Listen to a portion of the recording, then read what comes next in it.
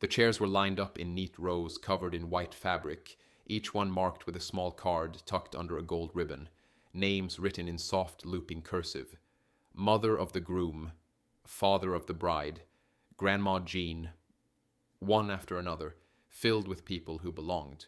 Near the front, a sign stood proudly, reserved for Mom. Right beside it, another said, spot for Max, our good boy. A small dog bed rested under the chair, complete with a bowl of water and a treat. There was no card with my name. People were moving around, adjusting flowers, laughing, hugging, the kind of lightness that fills wedding mornings. My son stood near the altar, fixing his tie, nodding along to someone's joke.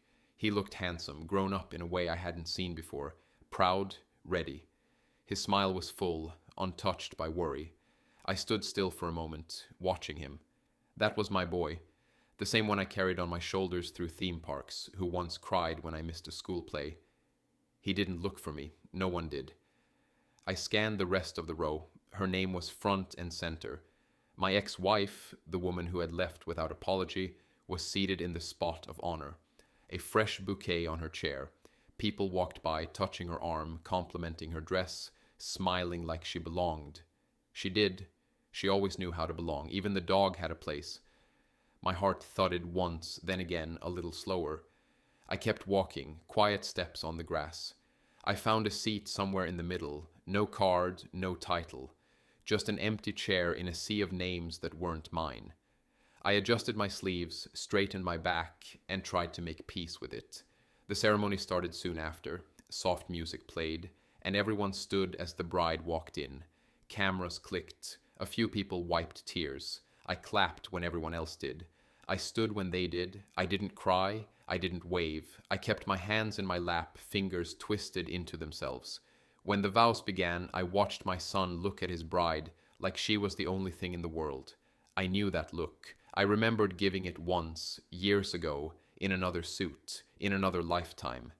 Pictures followed. Everyone gathered near the arch. Poses were called out. Family groupings announced. Her name was called over and over. His stepdad stood beside him in one photo, a proud hand on his shoulder. I waited, but no one asked for me, not once. So I smiled for the pictures I wasn't in. I said congratulations. I shook hands. I kept my voice steady, but inside, something in me cracked. The suitcase was already by the door when you walked in. Not halfway packed, not messy, done, zipped, upright, ready. Her coat was draped over the back of the chair, keys in the bowl by the entryway. She didn't look up when you called her name, just kept folding a scarf, smoothing it down with her palms like it mattered more than the moment. What's going on? The question came out too soft, like you were afraid of the answer. I'm leaving, she said, like it was obvious. Like it was Tuesday, no tremble in her voice, no tears in her eyes.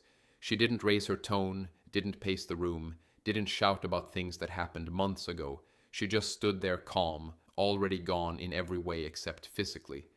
You stood in the doorway, heart climbing into your throat, trying to read her face. It didn't say anger, it didn't say hurt, it said done. Can we talk? You asked, stepping forward. There's nothing to talk about. But we didn't even try to fix this. You didn't say anything. I've said plenty, you just never listened. That line hit like a slap, but not the kind that stings, more like the kind that leaves you cold. You opened your mouth to say something, but she was already picking up her bag. Her phone buzzed in her hand. She didn't look at it, but she didn't put it away either. So that's it? You're just walking out? I have to, she said, not looking at you. I can't live like this anymore. Like what? We're not perfect, but we're not... She cut you off. I'm tired, okay, of pretending, of being someone I'm not, of waiting to feel something that never comes back. You moved to block the door without meaning to. She stopped a foot away from you, close enough to touch, but it felt like there was a wall between you both. Is there someone else? Her eyes didn't flinch. She didn't gasp or get defensive. She just shook her head once. Number, but it hasn't been just you for a long time. The words sank in slowly, like ice melting through skin. Not a confession, not a denial, just truth. The kind you always felt but couldn't prove. She stepped around you, picked up the suitcase, looped the scarf around her neck, opened the door without looking back. You wanted to stop her, say the right thing, beg even. Instead, you stood still as the door closed behind her, and just like that, she was gone. Morning started earlier after she left. Lunches packed the night before, alarms set a little sooner, shoes laid out by the door. The silence in the kitchen was louder without her voice filling the space, but the coffee still brewed, the toast still browned. He came downstairs rubbing his eyes, hair messy, asking if he'd be late. You smiled and said, "Not if we leave now." School drop-offs became routine. The drive filled with talk about math tests and what his friends were into this week. He asked about her sometimes, not with sadness, just curiosity. "Do you think she misses me?" You didn't lie. Of course she does. You never added how long it had been since she last called. Soccer practice 3 times a week. You sat in the car, sometimes on the bench, cheering when he scored, clapping when he didn't. The other parents came in pairs, trading snacks and folding chairs. You just waved politely, stayed quiet, kept your eyes on the field. He'd run to you after, sweaty and smiling, holding up his muddy shoes like trophies. Birthdays were the hardest. You hung up streamers by yourself, blew up balloons late at night so he'd wake to color. You baked once. The cake sank in the middle, but he said it tasted good anyway. You took photos, sent them to her, no reply. But when he asked if she saw them, you nodded and said she loved them. He lit up. That was enough. Parent-teacher meetings, dentist appointments, holiday shopping. Your name was the only one on every form. You signed permission slips, wrote notes when he had a cold, helped with school projects, stayed up late cutting shapes out of cardboard. His science fair volcano won second place. She didn't show up. You took him for ice cream after. He didn't mention her. Sometimes he cried at night. Not loud, just a sniffle from the next room. You sat at the edge of his bed, ran a hand through his hair, told him it was okay to miss her. He asked why she left. You never blamed her. She had her reasons, you said, but she loves you. That hasn't changed. You never made her the villain, even when the ache pulled at your chest like a rope too tight to breathe, even when she forgot holidays, even when she sent gifts late with no note inside. You never let him see you break. You built a world where she was still someone worth loving, because he loved her, with all the innocence a child can have, and no matter what she did, he deserved to keep that love pure. You let him love her, even when it broke you to do it. The message came late at night. A name you hadn't seen in years, just one line, "You deserve to know." Below it, a photo. Her, him, not a stranger, someone familiar, a friend once. Arm around her waist, heads close, the kind of closeness you don't fake. The timestamp from 6 months ago, your birthday weekend. She told you she was out of town for a conference. The phone slipped from your hand, but you picked it up again, opened the image, zoomed in, stared. Every part of you tried to rewrite it, make it less than what it was. Maybe it was old, maybe it meant nothing, but your heart already knew. It had known for a long time, you just hadn't listened. You sat with the truth for hours. The world felt still, like everything outside the windows had stopped moving. The next day, you said nothing, just watched. Watched how she smiled into her phone when she thought you weren't looking. Watched her leave the house dressed for someone else. Watched her come home quiet, not tired, just gone in a way you couldn't reach anymore. Friends had hinted before, dropped small comments you brushed off. "You sure she's okay?" "She's been distant lately." One had even asked directly months ago. You defended her, said she was under pressure, said you trusted her, said she would never. You believed every word, until you couldn't anymore. The confrontation wasn't loud. You waited until the room was calm, until the dishes were done, until the kid was asleep. She was sitting on the couch, scrolling, legs tucked under her like she had nothing to hide. You showed her the photo. She didn't flinch. Her face didn't twist in shock, didn't crack in guilt. She sighed, set the phone down, rubbed her forehead like you'd just brought up a bill she forgot to pay. "So, what do you want me to say?" she asked.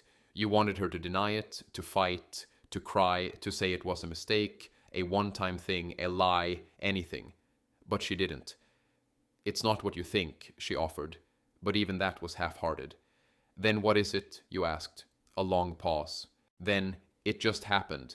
Just happened. Months of lies sneaking out, touching someone else's hand instead of yours, and it just happened. The silence stretched long after she left the room. No apologies, no reasons, just a door closing behind her like a full stop at the end of a sentence. It wasn't the cheating that broke you, it was how little she cared. The days blurred together. Morning light crept in through half-closed blinds, but there was no reason to rise.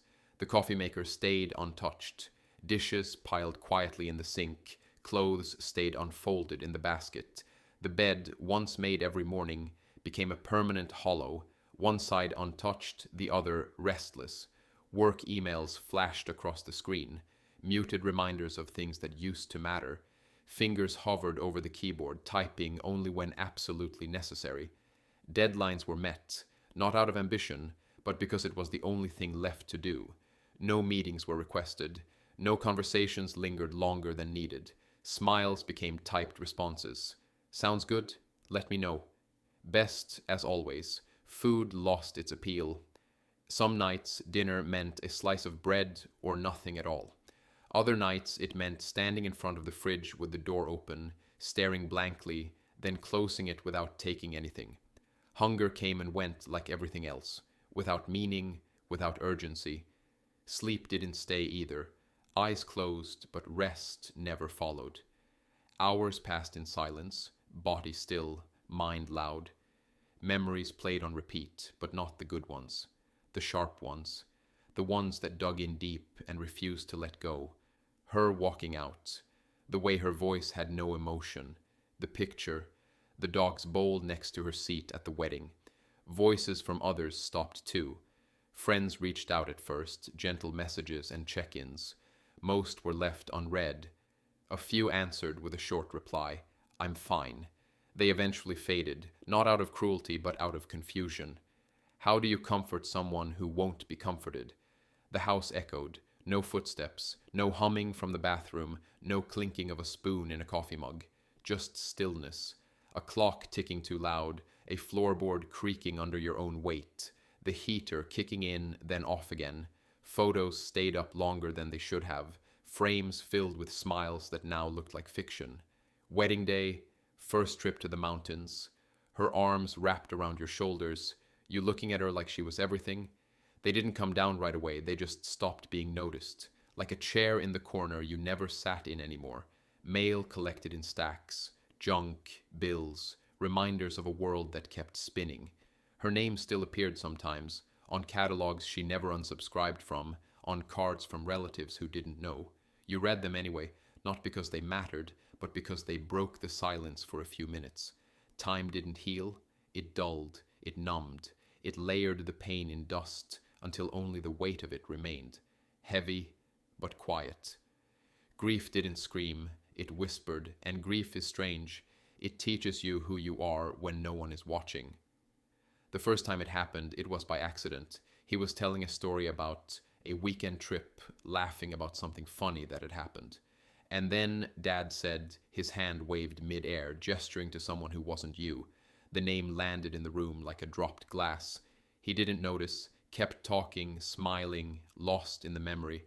You nodded along, didn't flinch, didn't stop him, but something inside you quietly shifted. Visits started to feel shorter. Texts came less often. He was busy, he said. School, work, life. You understood. You didn't want to crowd him, but you saw the photos online, her, him, and the man she left you for. Matching shirts at a baseball game. Laughter frozen in pixels. Captions like, "Family day with my boys." He stopped calling at night. Used to be a habit, quick chats before bed, questions about how to fix something, talk about his day. Then it became once a week, then once a month, then silence. You reached out sometimes, short replies, busy, sorry, maybe next weekend. She told him you were always working, that you were never really there, that you loved him, but in your own way, distant, distracted. He believed her. Why wouldn't he? She was the one driving him to school, to practice, to family dinners with the new man. The man with the easy smile and the loud laugh. The man who showed up in every group photo now, standing where you used to. You never said a word against her, not to him, never corrected the version of you she built. You wanted to protect him from the war that tore everything else apart, but silence has a cost. And now she wrote the story, and you were just a footnote. They went on a trip once, somewhere you had always promised you'd take him. He texted you a photo, him, standing on a mountain, grinning wide. Look, Dad took me here. The message sat on your screen like it belonged to someone else. You typed a reply, deleted it, typed again. Ended with, looks amazing, hope you had fun. He called him Dad again over lunch, not out of spite, just instinct. You smiled, nodded, let it pass. The meal went on. Later you sat in the quiet, hands around a cold cup of coffee. The room didn't need to say anything, neither did you. He started calling him Dad once. You said nothing. The envelope was thick, cream-colored, edges lined with gold foil. The handwriting on the front was not his. Inside, the invitation lay perfectly centered, printed in elegant font. No handwriting, no message, just the standard script. You are cordially invited to celebrate the wedding of his name, her name, the date, the venue. Below that, a line of titles. Mother of the groom, Eleanor James. No mention of father, no mention of you, no call, no text. Not even a small note tucked inside saying, hope you'll be there. The RSVP card was already pre-stamped, yes or no. No space for comments, no room to write, wouldn't miss it for the world, or thank you for thinking of me. Just boxes. You checked yes. You didn't check it out of pride, not because you were trying to prove anything, not to show up and make a scene, just because he's your son. He always will be. The rest of the week passed slowly. You didn't tell anyone, no shopping for suits, no talks of speeches, no role to play. No one had asked if you wanted to walk him down the aisle, or give a toast, or even stand in the family photo. You imagined the ceremony. Her standing beside him, proud, smiling, likely having helped pick every detail. Her husband, his second father in every way but name, adjusting his tie, standing close in the front row, claiming space you once held. No space for you, not really. Still, you marked the date on the calendar. Still, you plan to go. Because love doesn't disappear just because it isn't returned. Because you can be a father even if you're not acknowledged. Because some promises don't get erased with a name change or a rewritten version of history. You thought about the early years, the scraped knees, the Lego cities built on your living room floor, the nights he couldn't sleep without a story from your voice. You remembered the way he used to run to you at school pickup, his backpack bouncing behind him. You remembered the first time he said he wanted to grow up to be like you. You didn't RSVP for the man he might think you are now. You did it for the boy who once held your hand so tightly he wouldn't let go even after he fell asleep. He's still your son, even if you're just a guest. The parking lot was already full when you arrived. Cars lined the gravel, men in suits, and women in dresses moving toward the white tent ahead, laughter rising with the late afternoon breeze. No one turned when you stepped out. No familiar faces waved. You adjusted your tie in the reflection of your car window, smoothed your shirt, then walked toward the sound of music and joy that didn't include you. A woman at the entrance held a clipboard. Name? She asked without looking up. You gave it. She nodded and pointed to the left. No smile, no welcome, just a gesture. The rows of chairs stretched out across the lawn, trimmed and perfect. A floral arch stood at the front, delicate white blooms woven into the structure. Guests gathered in groups, talking in clusters, greeting each other with hugs and camera flashes. You stood at the edge, hands in your pockets, scanning the sea of faces. You recognized a few from birthdays long ago, holidays when the family still looked like one. They didn't see you. Or maybe they did and looked away. She arrived not long after, your ex-wife. The crowd shifted around her, hugs, compliments, kisses on the cheek. People stepped aside as she passed, some reaching to help adjust the hem of her dress. She looked radiant, confident, like this moment belonged to her. The photographers followed her steps. Her husband walked behind her, shaking hands, smiling like a man whose place was never questioned. The front row was marked, reserved for mother of the groom. A seat beside her with his name on it, another with the name of her husband. Even the dog had a cushion by their feet. You found a seat in the 6th row, end of the aisle, behind a speaker. The ceremony began with music, soft, orchestral, emotional. The guests stood as the bride walked down the aisle. She looked beautiful. Everyone watched. You looked at him, your son, standing there in his suit, eyes full, shoulders back. He looked happy, strong, grown. You clapped when they were announced as husband and wife. You clapped even though no one saw you. Even though your hands trembled, you watched him kiss her, then turn to the crowd, grinning. You watched them walk back down the aisle together, side by side, greeted with applause, bubbles, cheers. No one asked you to join the photos. No one said your name into the microphone. You stood by the edge of the tent and watched as speeches were made, toasts were raised. Her voice filled the space as she spoke about love, family, and forever. Her husband told a joke that made everyone laugh. Your son smiled at them both. You clapped again, quietly, just once. Your hands shook the whole time. The reception carried on without pause. Music played loud enough to fill the silence you stood in. Glasses clinked. People danced. Laughter rippled through the air, rising like confetti. He moved through it all with ease, your son, smiling, hugging, accepting congratulations from faces you didn't recognize. His bride stayed close at his side, radiant, graceful. They looked like they belonged to the moment. You waited near the edge of the crowd, holding a glass you hadn't sipped from, watching him from a distance. The space between you never closed. People surrounded him, old friends, new family, her relatives, his mother. Her husband stood confidently nearby, exchanging firm handshakes, smiling like he'd earned it. Time passed slowly. You waited longer. Every time he moved a little closer, someone pulled him back. Another toast, another photo, another arm around his shoulder. You thought maybe there would be a pause, a quiet second where your eyes would meet, and he'd walk over, say something simple. Maybe, "Thanks for coming, Dad." Maybe nothing at all, just a look, just a connection, something real. It didn't come. You stood straighter, smiled when he looked your way.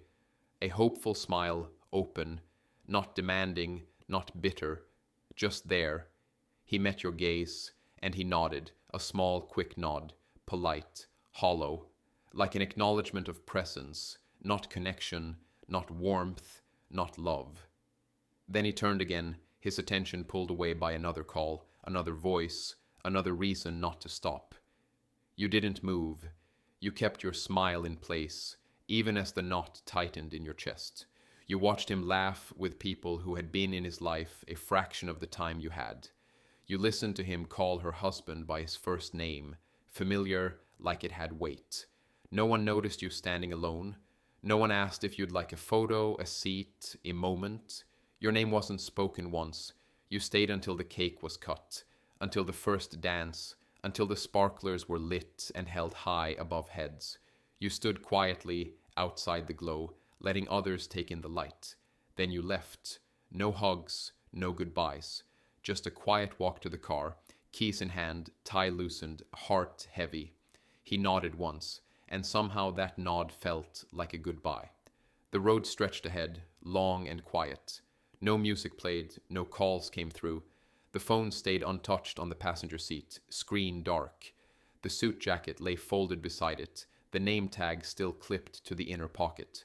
The last glance in the mirror had shown tired eyes, a loosened tie, and a man no one asked to pose for a photo.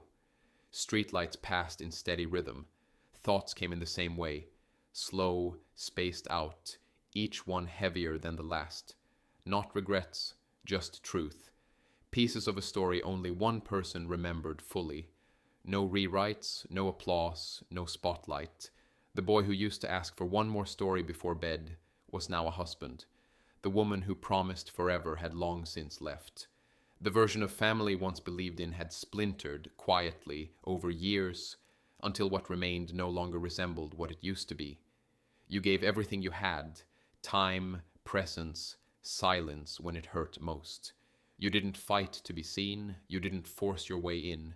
You showed up even when no one saved you a seat. And still, love stayed in you. Not loud, not on display, but real. It lived in the quiet choices, in the messages sent that never got replies, in the care packages, the cards, the birthdays remembered. It lived in every time you stood alone and still chose kindness. The betrayal no longer burned, it dulled. became part of the background, something that shaped you, not something that defined you. The anger never stayed long. It visited, sure, but never found a permanent home, because there was always something in you that chose peace over war, even if it meant hurting in silence. The loneliness taught you patience, the disappointment taught you boundaries, the silence taught you that some people won't love you loudly, and some won't love you at all. But healing taught you how to live anyway. You made a home in your own space. You stopped waiting for the doorbell to ring.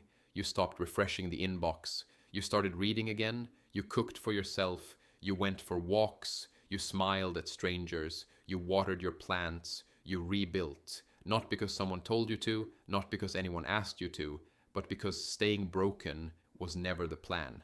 The lights of the house glowed faintly as you pulled into the driveway. Familiar, steady. Your keys clicked in the lock. Inside everything was quiet, but it was your quiet, the kind that didn't ache, the kind that held peace. You sat for a moment before turning out the light, looked at the photo on the shelf, not from the wedding, not from any recent day, just an old picture of a father and son at the park, smiling with ice cream cones in hand. That was real, that was yours. You weren't in the wedding photos, but you know who you were, and that's enough.